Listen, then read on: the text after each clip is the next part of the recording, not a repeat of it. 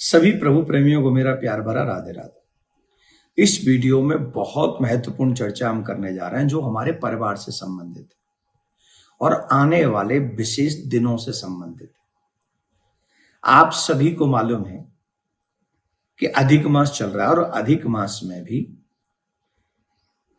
अब विशेष दिन आने वाले हैं हमारे परिवारों के लिए। आप पूछ रहे होंगे क्या? जब भी मैं लोगों से मिलता हूं, 2-3 समस्याओं का सामना ऑलवेज हर गृहस्थी कर रहा है और मैंने वो 2-3 समस्याएं सुनी। पहली समस्या, घर में शांति नहीं।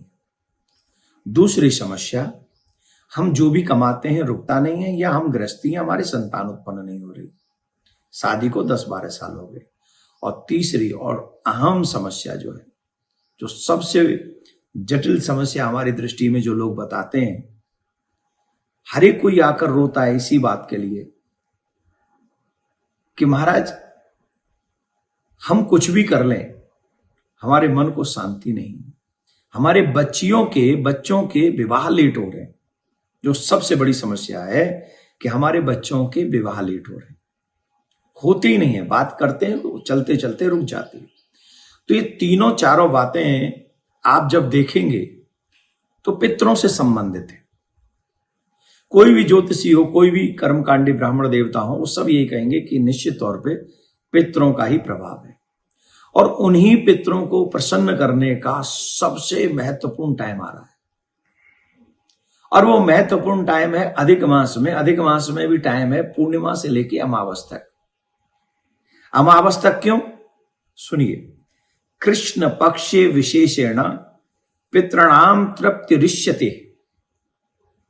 कृष्ण पक्ष माने पूर्णिमा से अमावस तक की जो रात्रियां हैं, उनमें हमारे पितृगण विशेष तौर पर कृपा करते हैं और उसमें वो तृप्त होते हैं। तो अब इन दिनों में हमको करना क्या चाहिए जिससे 30 तारीख से लेकर 15 जून तक हम ऐसा क्या करें? तो छोटी छोटी चीजें मैं आपको बता रहा हूं, वो तो आपको अपने घर में ही करनी चाहिए।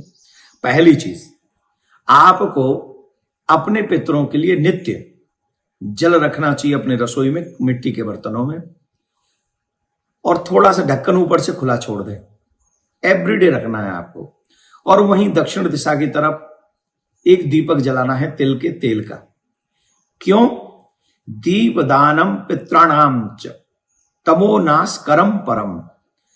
दीपदान से हमारे पितृ विशेषतः प्रसन्न होते हैं। एक, उनके नाम से अपने घर में दीपदान करें। दूसरा, किसी तीर्थ में दीपदान करें। तो आप दीपदान पितरों के लिए प्रिया कांजू के मंदिर में भी कर सकते हैं, लेकिन अपने घर में भी आप करें। एक, नित्य जल तर्पण करें। जल में काले तिल डालकर, हाथ में कुशा लेकर आपके घर के सभी पुरुषों को कम से कम पूर्णिमा से लेकर अमावस तक 15 दिन एवरीडे सुबह उठकर स्नान के बाद कर देना चाहिए तर्पण। पहला, नित्य गौ को हरा चारा खिलाएं। घर में नहीं है तो प्रिया कांजू की गौशाला में भेज दें। नित्य भेजना है।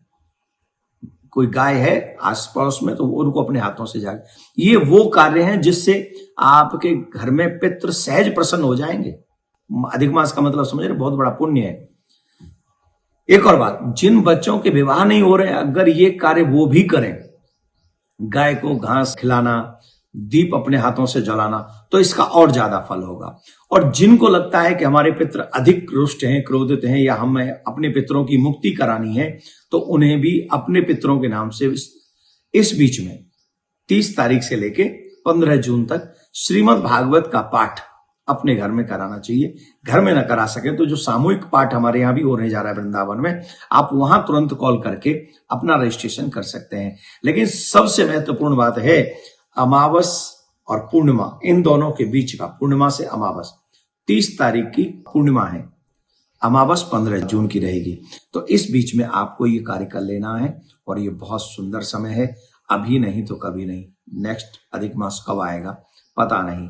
तो पीपल के नीचे भी दीपक जला सकते हैं, गौ दान कर सकते हैं और तीर्थ यात्रा कर सकते हैं। ये सब वो कार्य हैं जो अपने पितरों के निमित्त करेंगे तो पितृ प्रसन्न हो जाएंगे।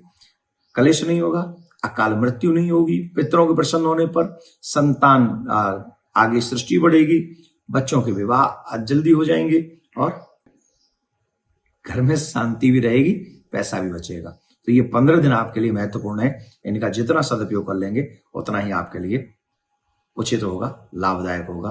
प्रिया कांत जो आपकी इच्छा पूरी करें। राधे राधे।